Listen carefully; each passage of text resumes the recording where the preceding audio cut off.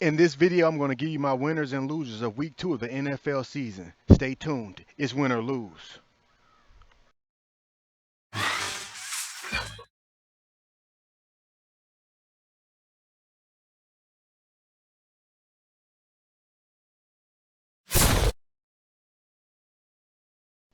Yes, sir. Yes, sir. Welcome back to the new YouTube channel, Win or Lose. Please subscribe.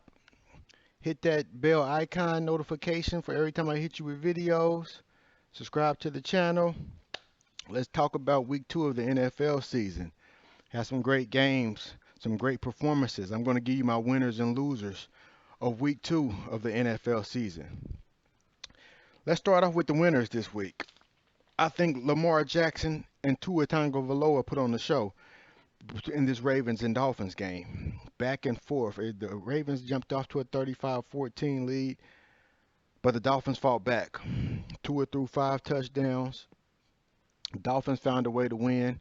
It was a great game. Lamar Jackson did 3 touchdowns, ran for another, over 100 yards rushing, 300 yards passing. He put on a good show. Baltimore showed the man this money.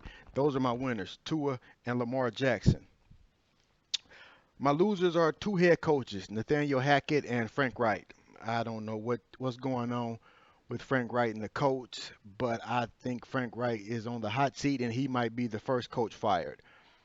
I mean, this is ridiculous what the coach have. I mean, the NFL basically set him up with 2 wins, gave him Houston and gave him Jacksonville. They can't find a way to win either one of them. So I think Frank Wright is in trouble. I don't know what he's done to get this long leash that he's got, but I think the Colts are in trouble. And Nathaniel Hackett, even though it's his first year, he's already doing things that could get him fired at the end of the season. I mean, Denver's just been horrible with the clock management. It seems like every play is coming down to the last second. They're getting delay of games. They got to call unwarranted timeouts when they don't need to. It's just been real ridiculous. And the special teams, he doesn't know when to kick a field goal, when to punt. He just looks confused. I don't know if he was quite ready for this job, but, how they going with this offensive anybody who's, he was a friend of Aaron Rodgers, so he gets a head coaching job. But Nathaniel Hackett and Frank Reiter, to me, have big losers of this week two of the season. Tampa Bay Buccaneers defense is a winner. They shut down the New Orleans Saints, made Jameis Winston look like the guy who was on their team a couple of years ago, just throwing interceptions all over the field, and they took advantage of them. Ran one back to the house for a touchdown, and they just dominated and just took the Saints right out of this game. The Saints had no chance. The Buccaneers defense has been looking great these first 2 weeks of the season. They're one of my big winners of week 2. And then some losers of that. Mike Evans getting suspended one game for his incident with Marshawn Lattimore. It's just always something with these two. They might as well just put them in a square circle boxing ring, get it over with. Because this is personal now. It seems like this is the second time that Evans has been suspended for pushing Marshawn Lattimore. So it seems like it's something like he gets in his head, he pisses him off, and it just takes it, past football. So that's another issue. But Evans will be out this Sunday against the Packers. He'd be suspended for one game. Another winner for me is Micah Parsons. He literally, to me, won that game for Dallas on Sunday against Cincinnati. His consistent pressure on Joe Burrow was just amazing. He had 2 sacks. He had 2 in the first game against Brady, but he just made him always know he was out there, know where he is, and made Burrow look very confused out there. I will say Burrow holds the ball a little too damn much too, though. But Micah Parsons is getting after that quarterback. He might be the best defensive player in the league right now. I know Aaron Donald is still playing, but the way Micah Parsons is getting after that quarterback, I think he might be the best defensive player right now, and he could be a candidate for Defensive Player of the Year. Another loser, go back to that Saints Buccaneers game, Jameis Winston. Jameis Winston, I don't know what to tell you. You just completely just keep turning the ball over. I know you got the injuries with the back situation, but you just can't keep turning the ball over. Defense playing good. It's 3-3. Nobody can move the ball. Take care of the football. This is a game you can't turn the ball over because nobody's able to do nothing. You turned the ball over 3 times, 3 interceptions in the fourth quarter is just unacceptable. And I hate to say it because I'm a fan of Jameis, but he will be somebody's backup next year. He's not. The starting thing is over for Jameis. He'll be somebody's backup next year. He'll go back to being the side piece, and that's just what it is for Jameis Winston. I hate to say it, but it is what it is when it comes to Jameis Winston. Garrett Wilson for the New York Jets is a as a winner for me.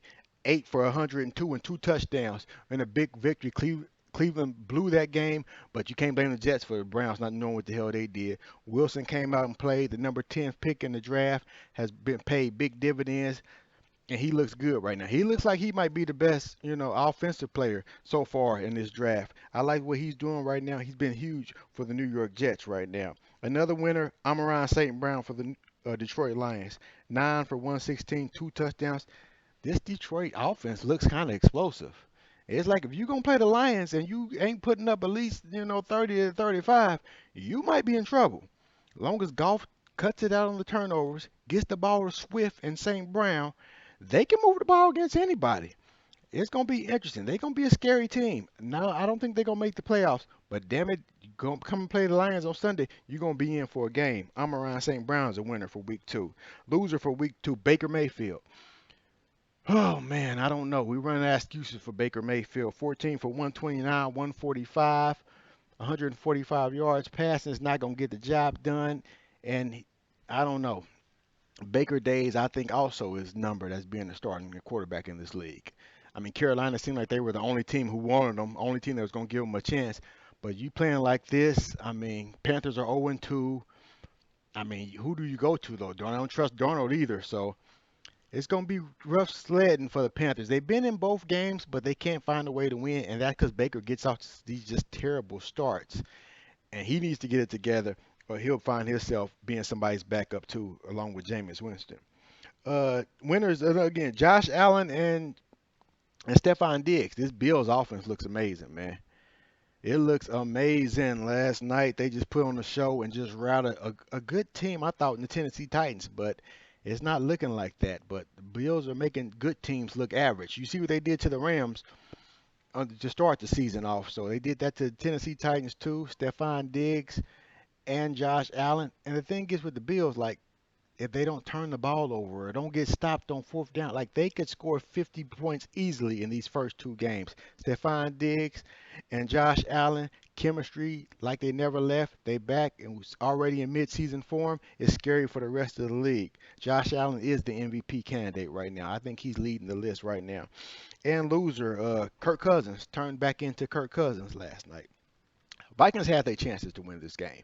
You might look at the score and be like 24-7, Philadelphia dominated. No. Vikings defense pushed a shutout in the second half. But Kirk Cousins 3 times in the red zone blocked the punt. They blocked the punt. They did everything to get Minnesota's offense back in this game. But Kirk Cousins threw 3 interceptions in the red zone. And you just can't have that. It just seems like every time you think, okay, here it is, you ready to get behind him, he does something. It's like, I can't fuck with Cousins. I can't fuck with him. He do something one week and you like, okay, I'm riding with Kurt this week. And then it's just too much of a damn roller coaster dealing with Cousins. I think he cost the Vikings that game last night with those turnovers in the red zone. And I just think Minnesota has to come to the conclusion, like, I mean, he's a co-star. He's not that guy. He's not Tom Cruise or Denzel Washington or Brad. He's not going to be the main star. He's a co-star, but can you win with a co-star? He's good enough to keep you relevant, but not good enough to get you over the hump. And I think that's what Minnesota needs to figure out and just bite the bullet and I think draft a young guy and develop him. I mean, cut the cord right here. That's my winners and losers for week 2 of the NFL season. I'll be back later in the week to preview the Thursday night game, and I'll give you my predictions on week 3 coming up